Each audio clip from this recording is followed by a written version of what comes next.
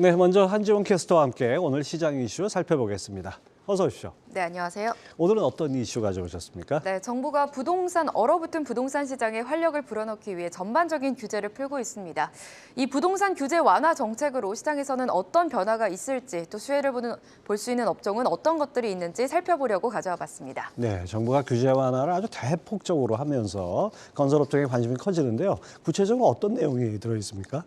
네, 맞습니다. 최근 집값 하락세가 심상치 않자 정부는 부동산 규제를 대거 완화하기로 했죠. 부동산 경착륙에 대한 우려가 커지면서 시장을 짓누르던 규제들이 대거로 풀릴 예정인데요. 정부는 경기와 인천, 수도권 규제 지역을 해제한 데 이어서 이번 달 추가로 서울 규제 지역을 해제하기로 했습니다.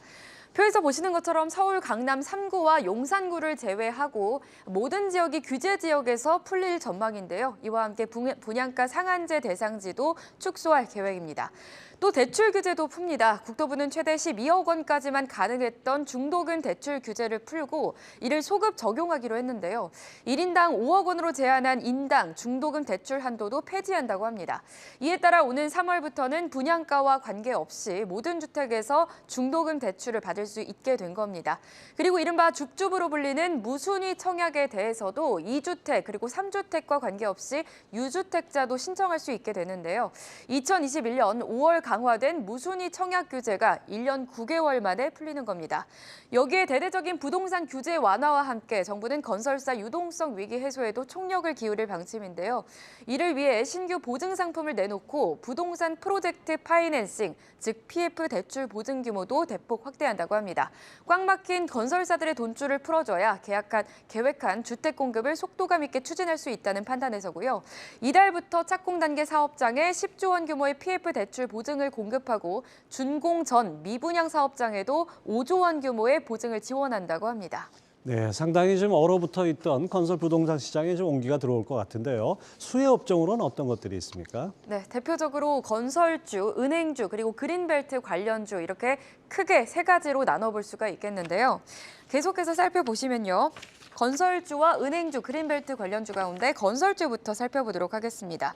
한국거래소에 따르면 최근 한 달 사이 KRX 건설지수는 13.12%가량 떨어졌습니다. 올해 서울 그리고 수도권 분양 경기에 가늠자 역할을 했던 둔촌주공 분양이 아쉬운 성적을 보이면서 건설주 약세가 지속되는 모양새인데요. 건설업종은 올해 험난한 업황이 이어질 것으로 예상됐습니다. 이에 증권사들은 건설주들의 목표 주가를 하향 조정하는 모습이었는데요. 건설주 역시 한 달 사이 주가가 줄줄이 내리막길을 걸었습니다. 대표적으로 GS건설 역시 10% 넘게 빠지는 모습이 확인됐습니다. 하지만 실제로 완화 정책이 발표가 되고 난 다음 날인 어제 건설주들의 주가는 견조한 흐름을 보였는데요. 주요 건설사, 대형주들 역시 빨간불로 마감을 했습니다. 1월 4일 어제 주요 건설사들의 등락률을 살펴보시면 GS건설이 6%의 강세를 보였고요. HDC 현대산업개발이 5.98% 그리고 현대건설이 4.82%의 상승으로 마감을 했습니다. 오늘은 다시 하락으로 전환된 모습인데요. 증권가에서는 건설주의 훈풍이 기대됐지만 시장 흐름을 바꾸기에는 한계가 있어 미풍에 그칠 것이란 전망이 나오고 있습니다. 다만 2월 이후 주택 지표가 개선되면서 투자 심리도 점차 풀릴 것으로 내다보고 있습니다. 예, 건설주가 하루 만에 오늘은 좀 약간 약세인데 반면에 또 은행주가 오늘은 좋습니다. 은행주는 어떤 것 때문에 오르는 건가요? 네, 은행권을 중심으로 주택담보대출의 잔액이 늘어날 것이란 기대감이 형성되면서 관련 은행주가 일제히 상승세를 보이는 것으로 분석됩니다.